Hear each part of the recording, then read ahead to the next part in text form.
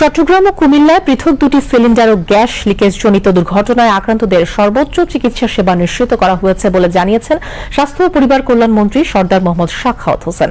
তিনি আজ রাজধানীর বার্ন অ্যান্ড প্লাস্টিক সার্জারি হাসপাতালে দুর্ঘটনাজনিত রোগীদের দেখতে গিয়ে সাংবাদিকদের সাথে আলাপকালে এ তথ্য জানান।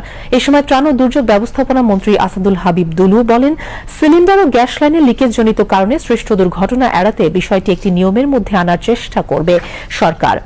পরে বার্ন ইউনিটের পরিচালক সাংবাদিকদের জানান, পৃথক দুটি ঘটনায় আহতরা প্রায় সকলে আশঙ্কাজনক অবস্থার মধ্যে রয়েছে।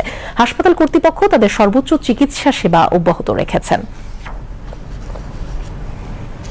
আমাদের হসপিটালের সম্ভাব্য যতগুলি চিকিৎসা দেওয়ার মতন ব্যবস্থা আছে সর্বোত্তমভাবে তাদেরকে চিকিৎসা দেওয়া হচ্ছে। যথাসাধ্য আমরা চেষ্টা করতেছি, আমাদের হসপিটাল কর্তৃপক্ষ চেষ্টা করতেছেন। আমাদের অ্যাভেলেবল যত ফেসিলিটিস আছে, মেডিসিন আছে, সব হসপিটাল কর্তৃপক্ষ দিচ্ছেন।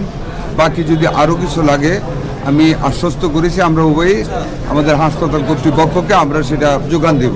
সে যে সিলিন্ডারগুলো ব্যবহার করা হয়, মেয়াদ উত্তীর্ণ সিলিন্ডারগুলো ব্যবহার করা হয়, এগুলোতে কিভাবে একটা নিয়মের মধ্যে নিয়ে আসা যায় সেগুলো নিয়ে আমরা অল্প সময়ের ভিতরে 3 মন্ত্রণালয় বসে কাজ করব, যাতে করে ভবিষ্যতে এই ধরনের দুর্ঘটনা থেকে কম ক্ষতি হয় সেই ব্যবস্থাটা করার চেষ্টা করা হবে। মুহূর্তে সকালবেলা আমাদের আরেকজন বাচ্চা মারা গেছে, শাওন নামে 16 বছরের একটা বাচ্চা মারা গেছে।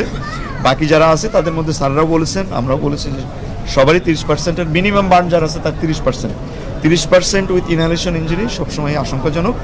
তো তারপরেও আমরা আমাদের মতো করে যত ভালো চিকিৎসা দেওয়া সম্ভব দিব।